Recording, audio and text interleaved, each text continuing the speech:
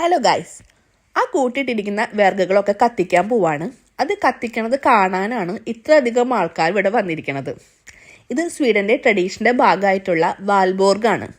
എല്ലാ വർഷവും ഏപ്രിൽ 30 ഇവിടെ വാൽബോർഗ് സെലിബ്രേറ്റ് ചെയ്യുന്നത്. ഇപ്പോൾ ടൈം 8 o'clock ആയിട്ടുള്ളൂ. ഇപ്പോൾ സ്വീഡനിൽ ഡേ ലൈറ്റ് കൂടുതലാണ്. ഇപ്പോൾ 8 o'clock ഇത് കത്തിക്കണത്. ഈ വരുന്ന കിഡ്സാണ് അത് കത്തിക്കാൻ പോണത്. ഇത് എന്തിനാണ് കത്തിക്കണമെന്ന് ചോദിച്ചു കഴിഞ്ഞാൽ, ഇവിടെ സ്വീഡനിലൊക്കെ ലോങ് വിൻ്റർ ആണല്ലോ. അപ്പോൾ നമ്മൾ വെയിറ്റ് ചെയ്യാണ് സ്പ്രിങ്ങിന് വേണ്ടിയിട്ട്. ഇത് കത്തിക്കുമ്പോൾ വരുന്ന തീനാളങ്ങൾ സ്പ്രിങ്ങിനെ വെൽക്കം ചെയ്യുന്നതാണ് പറയണത്.